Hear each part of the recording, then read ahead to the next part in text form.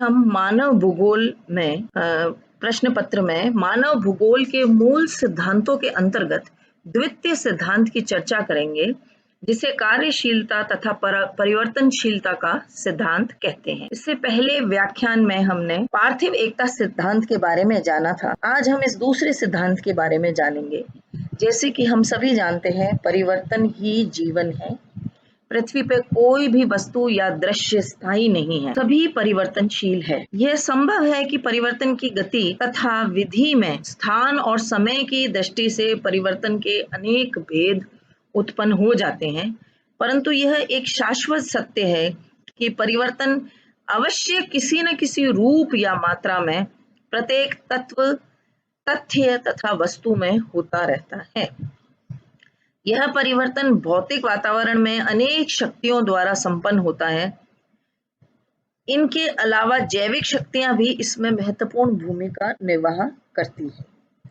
वायुमंडल में सूर्य ताप, मेघाच्छादन, घन गर्जन, विद्युत चमकन, वृष्टि आदि क्रियाएं ऐसी हैं जिसके कारण वायुमंडल परिवर्तित होता रहता है। भूपटल पर पर्वत निर्माण के कार्य, भूमि कटाव, हरे भरे मैदान, शुष्क मरुस्थल, हिमाच्छादन, पर्वत श्रृंखलाओं के रूप बदलते रहते हैं। इसी कारण जलवायु और वनस्पति में अनेक परिवर्तन होते हैं। वनस्पति के कारण पशुओं की जातियां, भूपटल पर पर्वत निर्माण, भूमि कटाव, हरे भरे मैदान, शुष्क मरुस्थल, हिमाच्छादित पर्वत श्रृंखलाओं के रूप बदलते रहते हैं। इसी कारण जलवायु और वनस्पति में परिवर्तन होता है। वनस्पति के कारण पशुओं की जातियां, शारीरिक गठन आदि अनेक बातों में परिवर्तन होता है।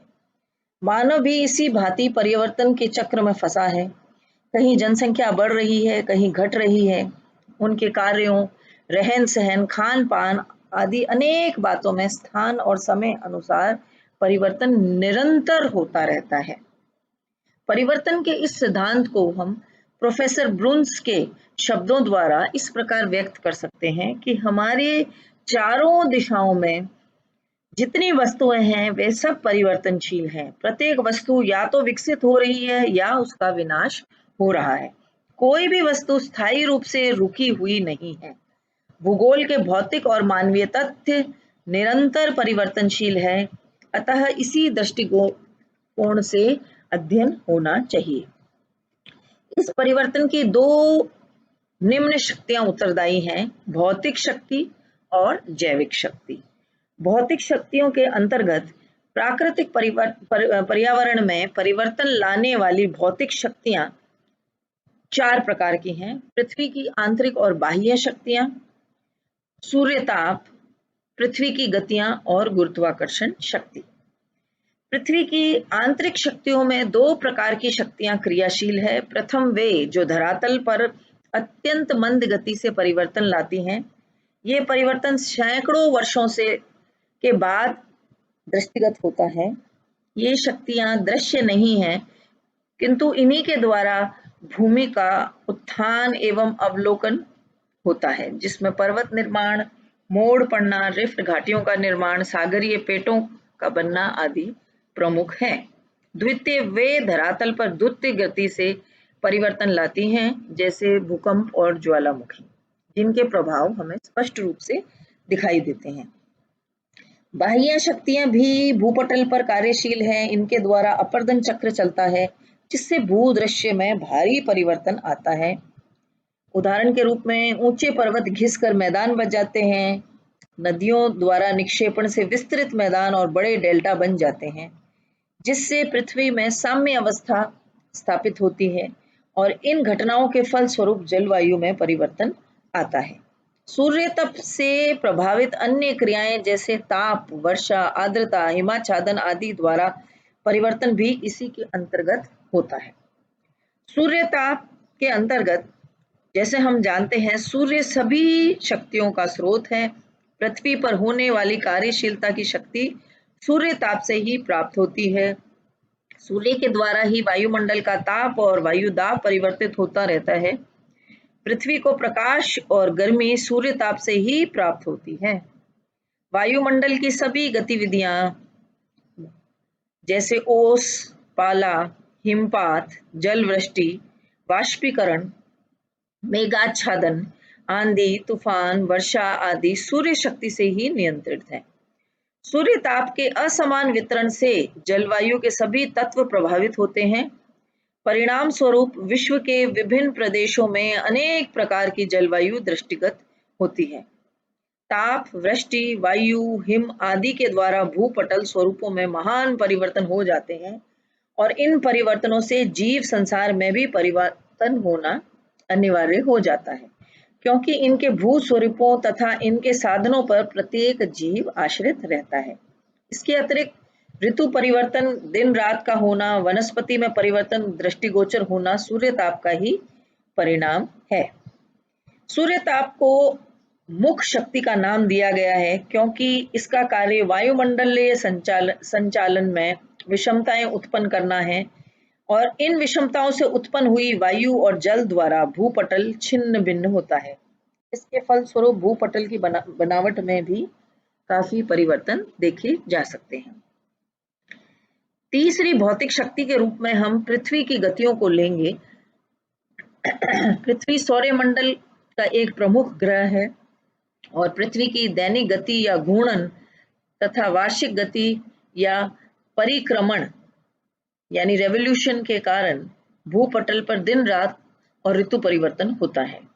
इन गतियों के परिणाम स्वरूप वायुमंडल गतिशील रहता है। इनके अतिरिक्त हवाओं, धाराओं तथा वायु दिशा में अनेक परिवर्तन दृष्टिगत होते हैं। पृथ्वी की गतियों के परिणाम स्वरूप ही सूर्य के प्रकाश का क्षेत्र बदलता रहता है। इसी प्रकार प्रत्येक गतिशील वस्तु की गति दिशा पर उसका प्रभाव पड़ता है। पृथ्वी की गति को ही बाह्य शक्ति यानी सेंट्रीफ्यूगल फोर्स उत्पन्न होता है। इन सभी से विभिन्न परिवर्तन होते हैं। चौथी भौतिक शक्ति है गुरुत्वाकर्षण शक्ति। गुरुत्वाकर्षण शक्ति पृथ्वी के केंद्र में निहित है। पृथ्वी की आंतरिक तथा बाह्य बल, सूर्य तप तथा पृथ्वी की गतियों से पृथ्वी में असंतुलन उत्पन्न होता है और गुरुत्वाकर्षण शक्ति का कार्य है पृथ्वी पर स्थिरता, नियंत्रण तथा साम्यता पैदा करना। गुरुत्वाकर्षण शक्ति भूतल को समप्राय मैदान की भांति बनाने की चेष्टा करती है। इसी कारण बादलों से वर्षा होती है। पर्वतों के शिखरों पर होने वाली वर्षा को वह भूतल के विभिन्न भागों की ओर ले आती है। ऊंचाई से कटकर आई मिट्टियों का निक्षेप गर्तों में होता है और इसे ब्रुंच महोदय ने बुद्धिमान शक्ति का नाम दिया है।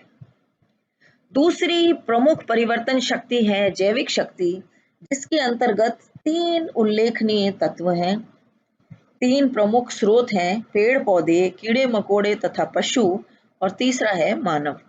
ये तीनों शक्तियां स्वतंत्र न होकर एक दूसरे से संबंधित है। पेड़ पौधे और वनस्पति पर कीड़े मकोड़े और पशु निर्भर करते हैं और इन दोनों पर मानव के क्रियाकलाप और खान पान निर्भर करता है। पेड़ पौधे से भूपटल पर अनेक परिवर्तन देखे गए हैं। शैलों के निर्माण और विनाश में इनका सक्रिय योगदान है। वनस्पति से शैलों को आवरण मिलता है। अनेक चट्टानों का निर्माण वनस्पति के दब जाने से हुआ है, परंतु वनस्पति की जड़ों से चट्टानों में दरार पड़ जाती है, जिससे भूमि कटान और ऋतुश्रय की क्रिया बढ़ जाती है। जड़ों में ही ह्यूमस अम्ल भी निकलता है, जो शैलों के श्रेय में सहायक होता है। कीड़े मकोड़े तथा अन्य जीवों के द्वारा भी परिवर्तन दृष्टिगत गोचर होता है। जीव जंतु अपने निवास और भूमि के लिए भोजन के लिए भूमि में सुराख और बिल बनाते हैं, जिससे कभी कभी बड़े बड़े छिद्र भी बन जाते हैं, जो भूपटल पर परिवर्तन लाने में सहायक है। दीमक तथा छोटे कीटाणुओं में भूमि का श्रेय होने और परिवर्तन लाने की अपार शक्ति होती है। मानव शक्ति परिवर्तन का एक महत्वपूर्ण कारक है। वह जीवों में सबसे बुद्धिमान है। इसकी बुद्धिमत्ता का परिचय विश्व के भौतिक पदार्थों के उपयोग में लगाया जा सकता है, जैसे मनुष्य वनों को काटकर कृषि क्षेत्र बनाता है, सड़क का निर्माण करता है, नहरें बनाता है, रेल मार्ग, सुरंग आदि बनाता है। ये सभी क्रियाएं मानव के द्वारा संपन्न होती हैं।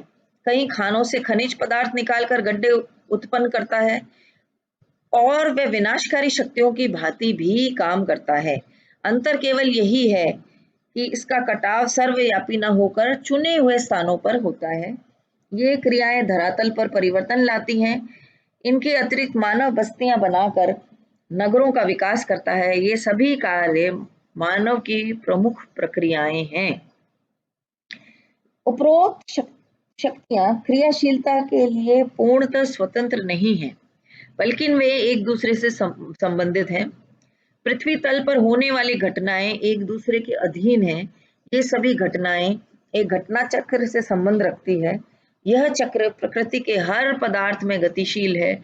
जड़ तथा चेतन पदार्थों का एक विकास चक्र है, जिसमें एक क्रमबद्ध इतिहास मिलता है। पर्वत, नदियां तथा वायुमंडल में यह विकास चक्र स्पष्ट रूप से दिखाई देता है। ये सभी युवावस्था, प्रौढ़ावस्था और वृद्धावस्था को प्राप्त होते हैं और पुनः इनके प्रारंभ अवस्था का श्री गणेश हो जाता है। पशु तथा मानव में भी विकास चक्र मिलता है। अतः इस परिवर्तन क्रिया के अंतर्गत मानव